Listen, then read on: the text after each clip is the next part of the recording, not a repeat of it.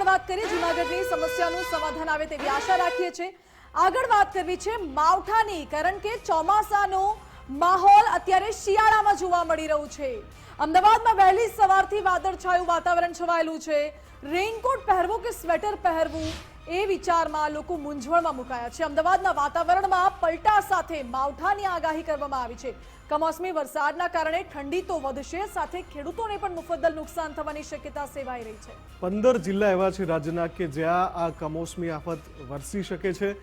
બીજી સૌથી અગત્યની વાત કે લગાતાર આપણે એવું જોયું છે, આ છેલ્લા લગભગ દરેક સિઝનમાં એવું થયું છે કે એક ફેઝ તો એવો આવે છે કે જ્યાં કમોસમી વરસાદ પડે। ઉનાળામાં પણ આવું થયું, શિયાળામાં પણ આવું થઈ રહ્યું છે, ચોમાસામાં એવું થયું કે વરસાદ વિખરાઈને બહુ લાંબા સમય સુધી ચાલ્યું ચોમાસું।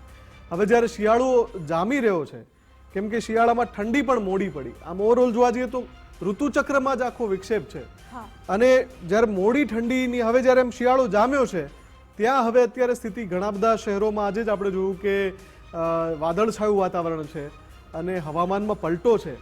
અને બીજી તરફ જે આગાહી થઈ રહી છે, આગામી કેટલાક દિવસો લગભગ એકાદ સપ્તાહ જેવો સમય એવો રહેશે કે જ્યાં આ મિશ્રિત અનુભવ થશે વાતાવરણનો, અને એના કારણે ચિંતા ફરી એકવાર ખેડૂતોને છે, કેમ કે જે શિયાળુ પાક લીધા છે જેમાં વરસાદની જરૂર નથી, હવે એમાં જો વરસાદ પડશે, માવઠું પડશે તો ચોક્કસથી નુકસાન થશે। બીજું કે આ જે ખેડૂતોની વાત તો હંમેશા થાય છે, પણ બીજી એક અગત્યની વાત એ પણ છે કે જ્યારે આ રીતે શિયાળુ અને માવઠું આવું જે ભેગું થઈ જાય છે, બે સિઝન, ત્યારે લોકોના સ્વાસ્થ્યને પણ મોટા પાયે અસર પડે છે। ઘણા બધા લોકો બીમાર પણ પડે છે। એટલે એક રીતે આ કહી શકાય કે કમોસમી આફત જ છે। એટલે બેવડી ઋતુનો માર લોકો તો સહન કરે છે, ખેડૂતોએ પણ સહન કરવો પડશે।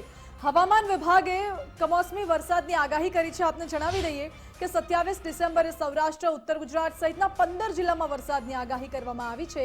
કચ્છ, દેવભૂમિ, દ્વારકા, જામનગર, પોરબંદરમાં માવઠાની આગાહી કરવામાં આવી છે। દરેક લોકોને, ખેડૂતોને પણ અમે એ કહી રહ્યા છે કે જે માવઠાની આગાહી છે તેને લઈને આપ પણ એવા પ્રયત્ન કરો કે તમે તમારા પાકને બચાવી શકો, અને લોકોએ પણ સાવચેત રહેવું જોઈએ, જેથી બેવડી ઋતુના મારના કારણે તમે હેરાન પરેશાન ના થાવ, એ વાતનું ધ્યાન લોકોએ રાખવું જોઈએ।